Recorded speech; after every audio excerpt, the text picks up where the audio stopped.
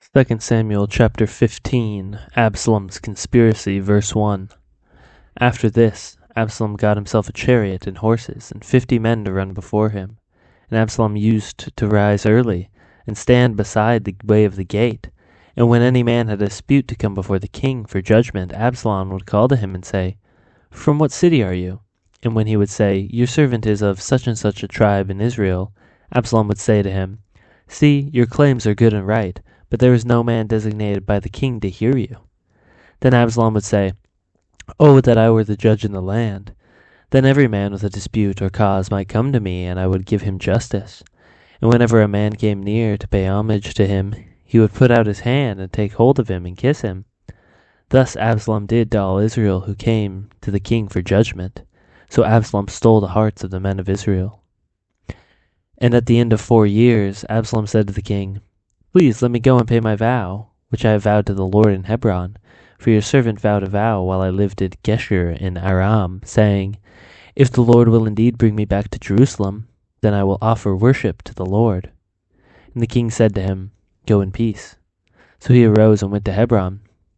But Absalom sent secret messages throughout all the tribes of Israel, saying, "As soon as you hear the sound of the trumpet, then say, 'Absalom is king at Hebron.'" With Absalom went 200 men from Jerusalem, who were invited guests, and they went in their innocence and knew nothing. And while Absalom was offering the sacrifices, he sent for Ahithophel the Gileonite, David's counselor from the city of Gilo. And the conspiracy grew strong, and the people with Absalom kept increasing. David flees Jerusalem, verse 13. And a messenger came to David, saying, "The hearts of the men of Israel have gone after Absalom." Then David said to all his servants who were with him in Jerusalem, "Arise, let us flee, or else there will be no escape for us from Absalom. Go quickly, lest he overtake us quickly, and bring down ruin on us, and strike the city with the edge of the sword." And the king's servants said to the king, "Behold, your servants are ready to do whatever my lord the king decides." So the king went out, and all his household after him, and the king left 10 concubines to keep the house. And the king went out, and all the people after him, and they halted at the last house. And all his servants passed by him, and all the Sherethites, and all the Pelethites, and all 600 Gittites who had followed him from Gath, passed on before the king.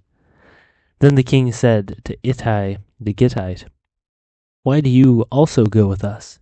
Go back and stay with the king, for you are a foreigner and also an exile from your home. You came only yesterday, and shall I today make you wander about with us, since I go I know not where? Go back and take your brothers with you, and may the Lord show steadfast love and faithfulness to you." But Ittai answered the king, "As the Lord lives, and as my lord the king lives, wherever my lord the king shall be, whether for death or for life, there also will your servant be." And David said to Ittai, "Go then, pass on." So Ittai the Gittite passed on with all his men and all the little ones who were with him. And all the land wept aloud as all the people passed by, and the king crossed the brook of Kidron, and the people passed on toward the wilderness.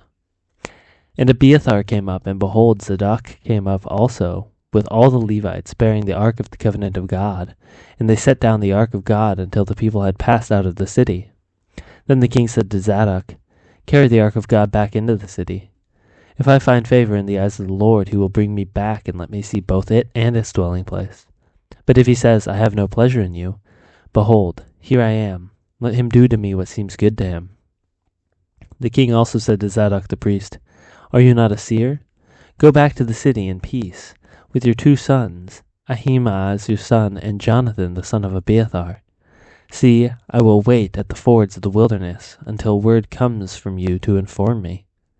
So Zadok and Abiathar carried the ark of God back to Jerusalem, and they remained there.